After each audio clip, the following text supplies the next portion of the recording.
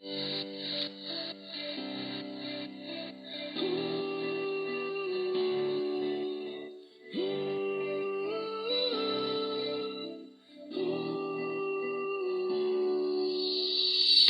em ngân nhạt mà way ngã phố thu ngầm lòng Jing yên ngã đơn cắm her birthday Jing yên ngã đơn cắm her birthday sau con chinh e ba ki ker ba ki ba e kamper wasla ding halor kan per Jing e jong e kan ne shiran te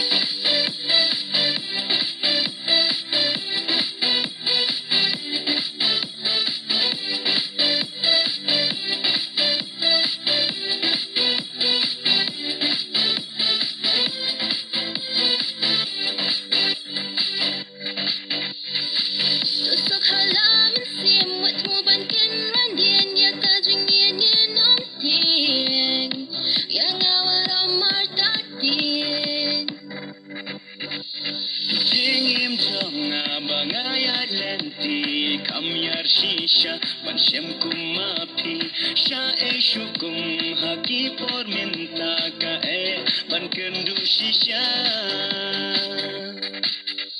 Tuhan bana baroshata Tokmen batnya baie dajing sobha tapi tu